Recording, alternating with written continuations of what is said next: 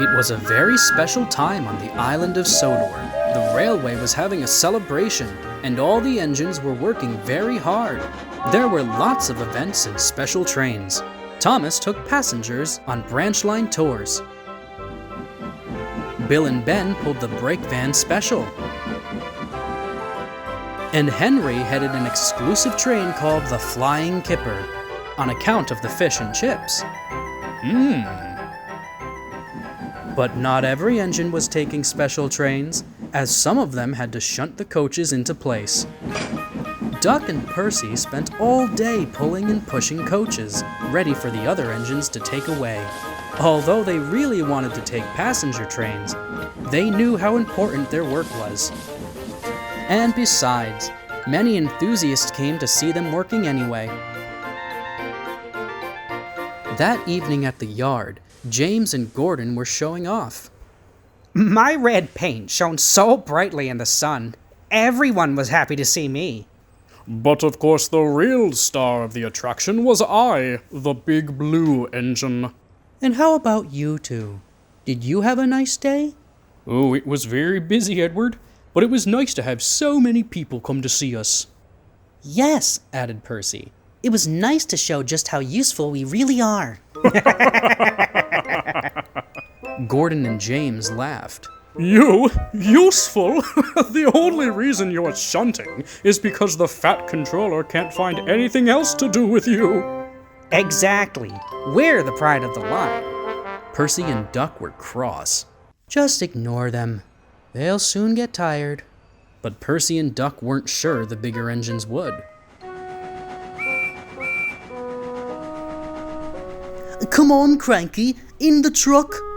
No, Cranky, this truck. This truck. Poor Cranky couldn't take it. The twins were very pleased with themselves. That gave Percy an idea. A trick, you say? Yes, to show them a lesson. Duck agreed, and the two began making their plan.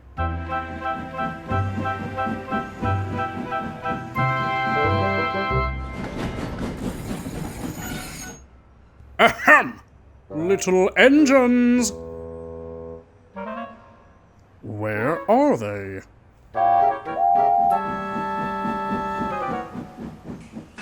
Ugh, what are you doing? I thought an important engine like you would need all the coal you can get. Oh!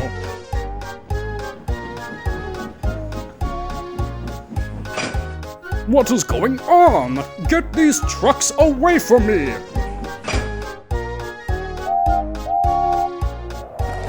Yeah.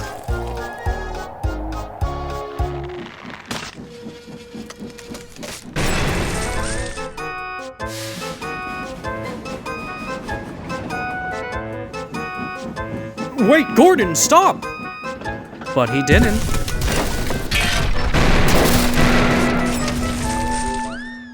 The station was a complete mess. Trains were blocked, the decorations ruined, and it was all Percy and Duck's fault. You two are very naughty engines. You will clean up this mess at once. So the two engines set to work cleaning up the mess. It took a long time, but by the end of the day, everything was running smoothly again. I guess you were right, Edward. We should have just ignored them. It doesn't matter now. It's all fixed, and I'm sure the rest of the celebration will be wonderful. Duck and Percy agreed. They knew their work was important. As for Gordon and James, don't worry about them. They soon got their comeuppance. But that's another story.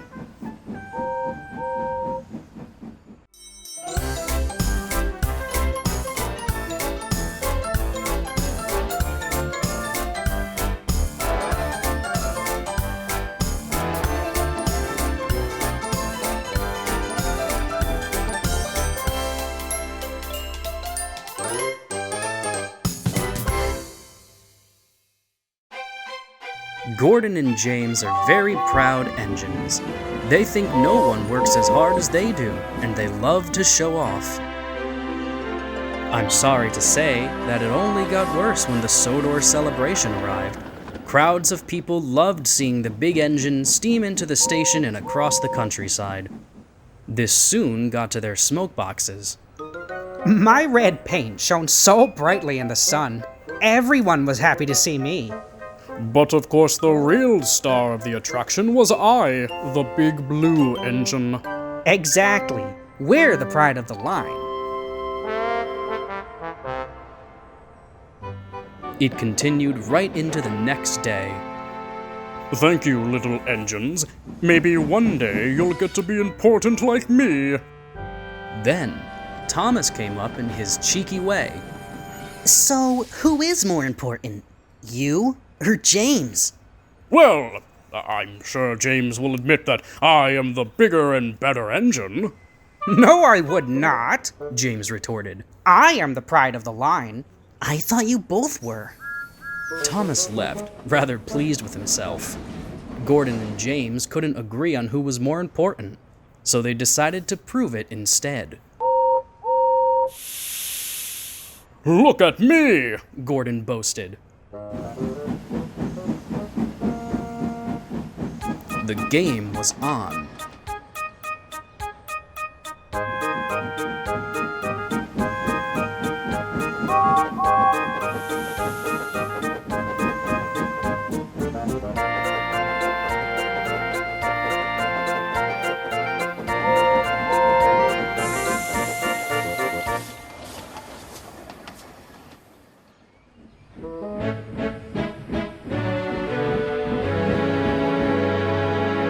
It's time for me to rest my wheels and have a drink. An important engine like me gets to have quality time like that. James was most displeased. But soon enough, he was out on the main line, thoroughly enjoying himself. Until he wasn't. Why are we stopping? James's crew checked to see what the problem was. Some passengers pulled the emergency cable by mistake. Everyone is all right, but something has gone wrong inside of you. We'll need help from another engine before we tackle the hill.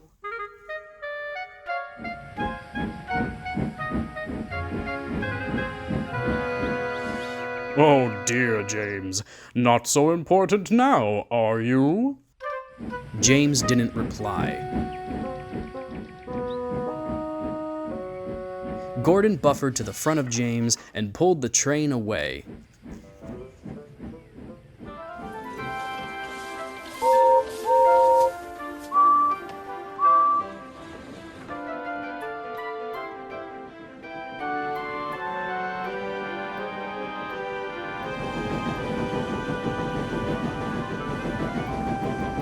Oh no. Gordon's wheels started to slip. He tried very hard, but he couldn't pull the heavy train. Oh dear. Just then, Douglas passed by with a passenger train. All of the people could see James and Gordon stuck on the hill. They looked very foolish.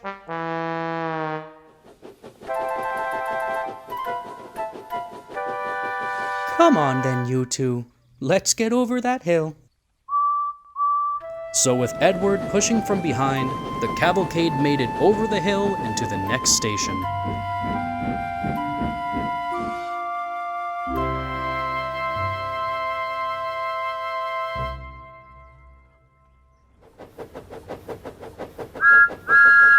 Before long, they were busy again, but the two didn't tease or boast because they feared they'd be laughed at the most.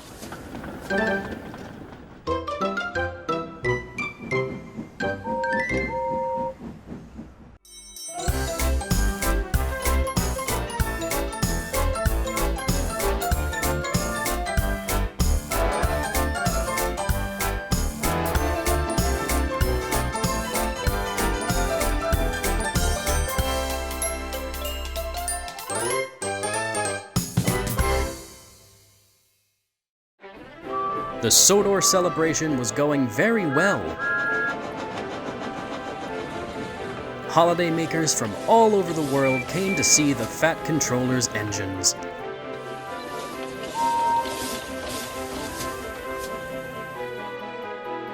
Thomas the tank engine was taking passengers up and down the branch line in a very special train.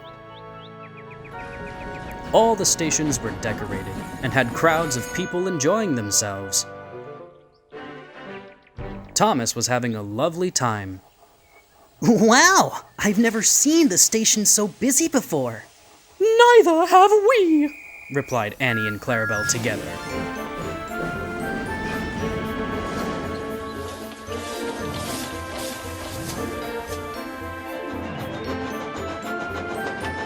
Thomas and his coaches loved putting smiles on people's faces, but it was hard work. They soon needed a rest.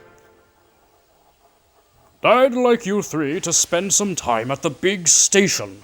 We've opened up the sidings for visitors to come up close and see you all.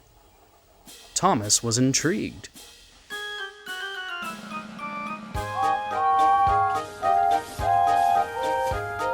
So Annie and Clarabel sat in the sidings. People were delighted to see them. The two coaches loved the attention. Thomas, meanwhile, puffed up and down the line. Some people were even allowed to ride on his footplate.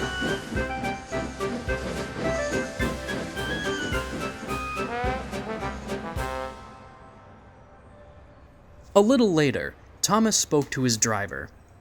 Aren't people a little too close to the track? What would happen if something walked onto the line? Don't worry, Thomas. There are plenty of big, strong barriers, and we'll take care. Thomas knew his driver was right, but he was still worried. Thomas puffed up and down the line all afternoon. The crowds grew bigger and bigger. Thomas had never seen so many people before. Don't get too close, he thought to himself.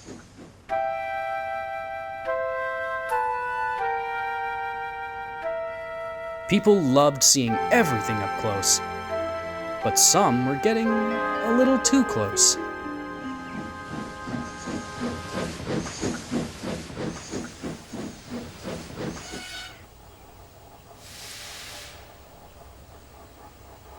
Away we go! But Thomas and his driver couldn't see that some of the barriers up ahead had come loose. Other people were now in front of the barriers. Then it all happened at once. Thomas puffed forward, and as he did, a man walked in front of the tracks. Cinders and ashes! He applied his brakes. Thomas shuddered to a halt, and he let out a great whoosh of steam.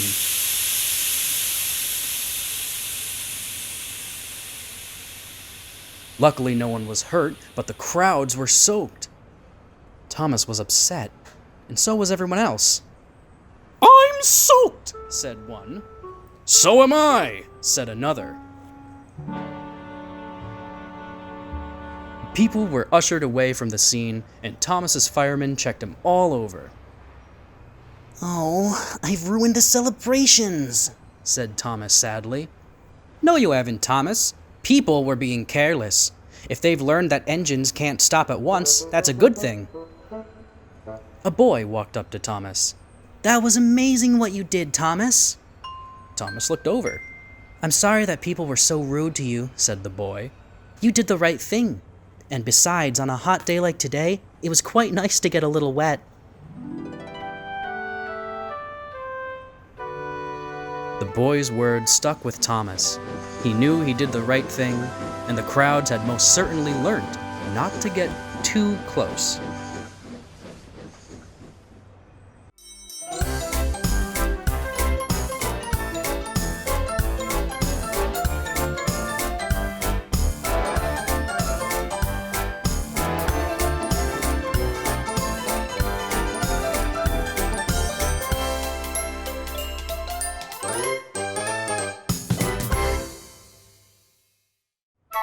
It was the end of a busy day, and some of the engines gathered in the yard before heading back to the shed. They felt very glum.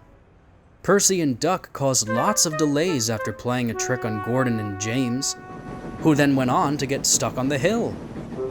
Then, people stood too close to the tracks and Thomas stopped suddenly, wheeshing steam and getting everyone wet. 5 engines felt they had ruined the celebrations. There were so many delays. We let everyone down. No one will take us seriously anymore.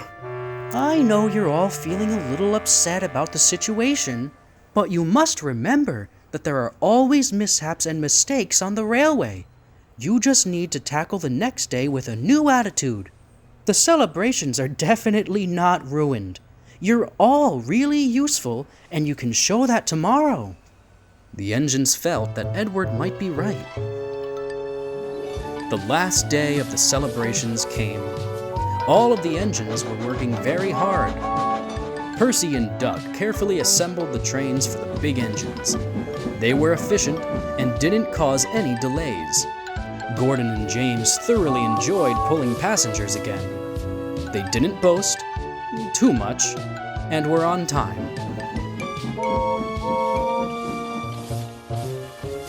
And Thomas was back on his branch line. People stayed well back, and he was happy.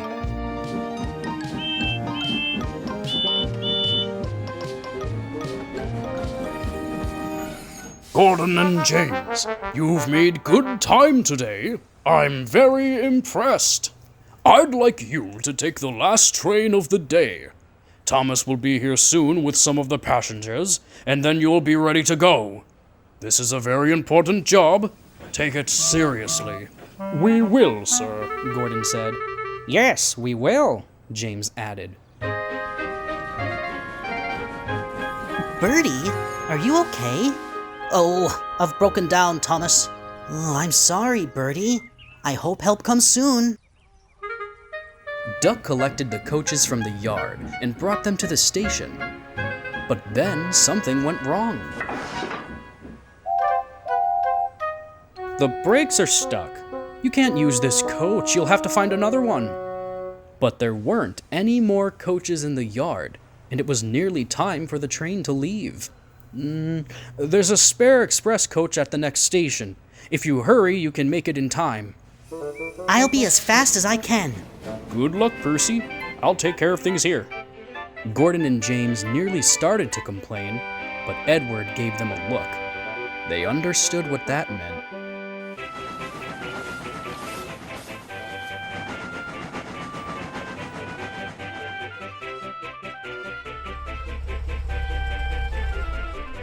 The station was very busy. All the passengers were ready to board the train, but the other coach was still not ready. Where's Thomas? Where's Percy? They'll be here.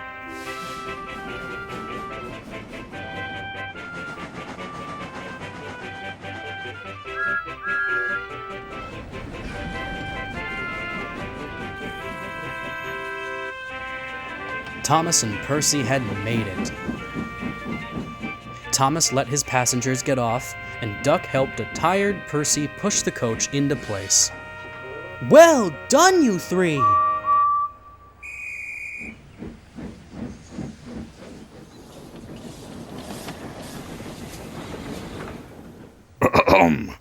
Ladies, gentlemen, and engines, thank you all for coming to this celebration.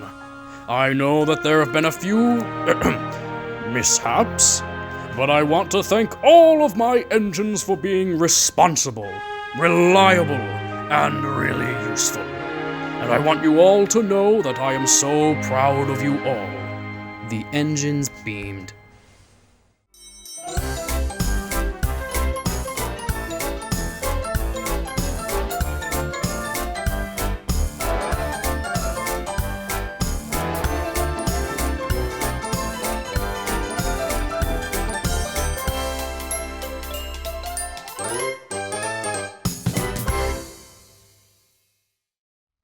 There had been a big storm on the island, and Henry the Green Engine was helping the workmen clear the tracks. He loved the countryside and was sad to see so much destroyed. I can't believe how much damage there is, He said sadly. Oh no, he cried. More trees are falling. I must tell the signalman.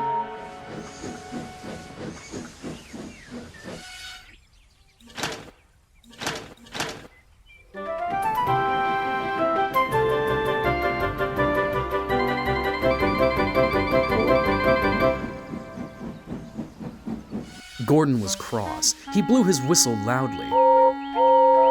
What's the holdup? There are fallen trees ahead, but I've not heard from Henry for a while.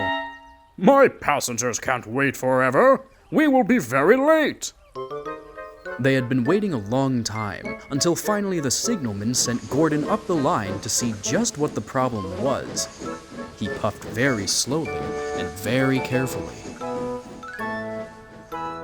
Henry was surprised to see Gordon. Gordon? You shouldn't be here. I was told there were fallen trees. Where are they? Henry was firm. Those trees do not look safe. Those trees are not falling, Gordon huffed. That's a breeze. And with that, Gordon left, very annoyed.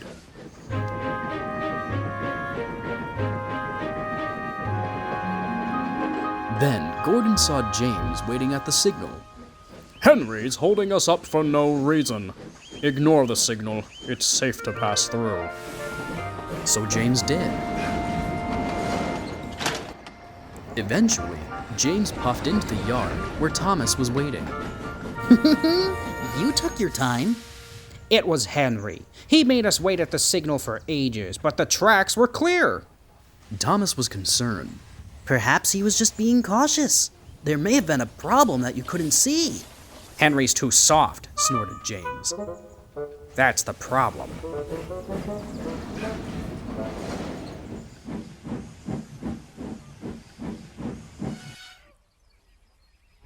That doesn't look safe. I'll let the signalman know.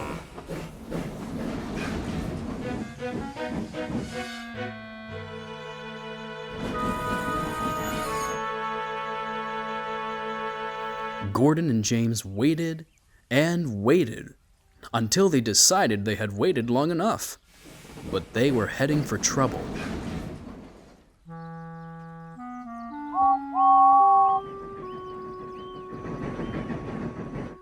Oh no! I have to stop him!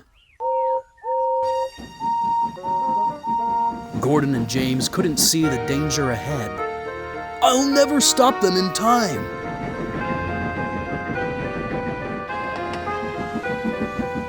But then, Henry had an idea. Clear the line! He cried.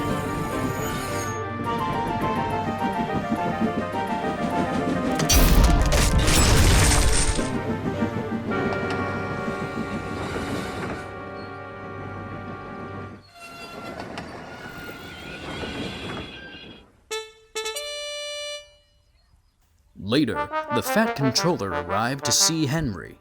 You are a very useful engine. You saved everyone from a very nasty accident.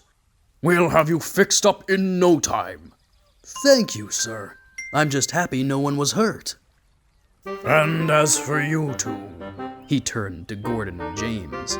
you will shunt trucks in the yard until you know how to behave.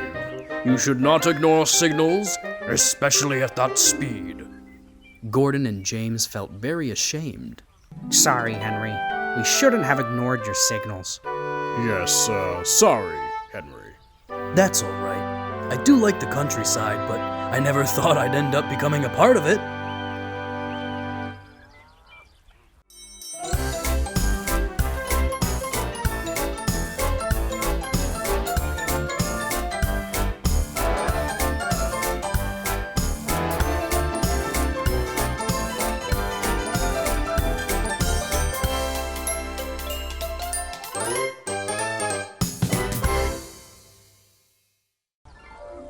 Every afternoon, Thomas puffs happily along his branch line with Annie and Clarabel.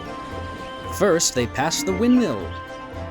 Next, they come to a big farm. Then, they see a bridge with a village nestled either side of it. This is a special place. Whenever children hear Thomas coming along, they stand on the bridge waving until he is out of sight.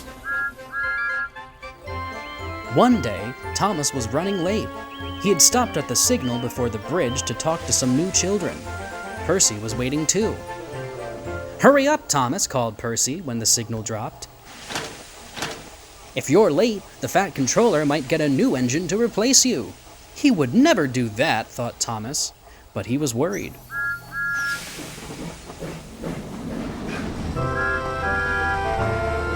Next day, Thomas hurried along the line. Just ahead was the goods station. There on the platform was an inspector waving a red flag. Next, Thomas saw some children. They were waving too. Something must be wrong, thought Thomas. This station is for goods, not passengers. Help, Thomas, help! We are glad to see you, called the children. Please, will you take us home? The station master explained to Thomas's driver that the school bus had broken down and all the parents would be worried if they were late. Thomas waited as the children walked down from the bridge. Then he took them to the next station where Bertie was waiting to take them home. When Thomas finished his journey, he was very late.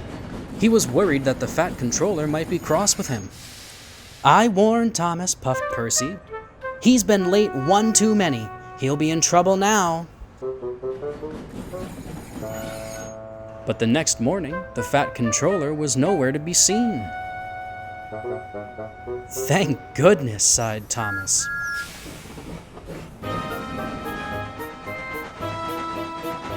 Thomas knows every part of his branch line. But just ahead was a stretch where the sun had bent the rails on the track. Careful, Thomas, called his driver, but it was too late.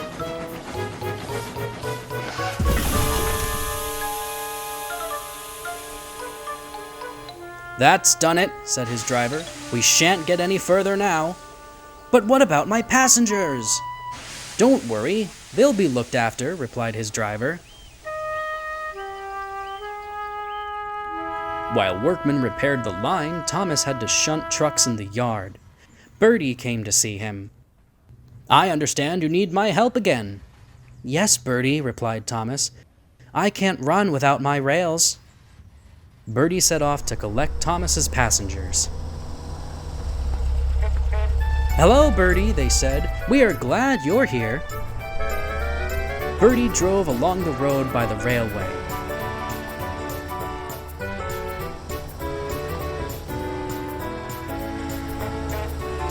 He stopped at each station along the line.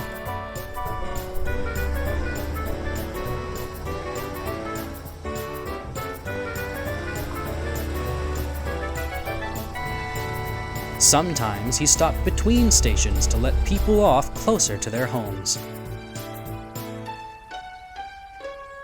Thomas felt miserable. I've lost my passengers. They like Bertie better than me. The fat controller arrived. Your branch line is repaired. I'm going to change your timetable so that you and Bertie can work together more. When Thomas reached the station, there were all his passengers. Bertie is a very good bus, but we missed our train rides with you, they said. Later, Thomas spoke to Bertie. Thank you for looking after my passengers. That's all right, Thomas. I like to make new friends, but I'm glad to share them with you.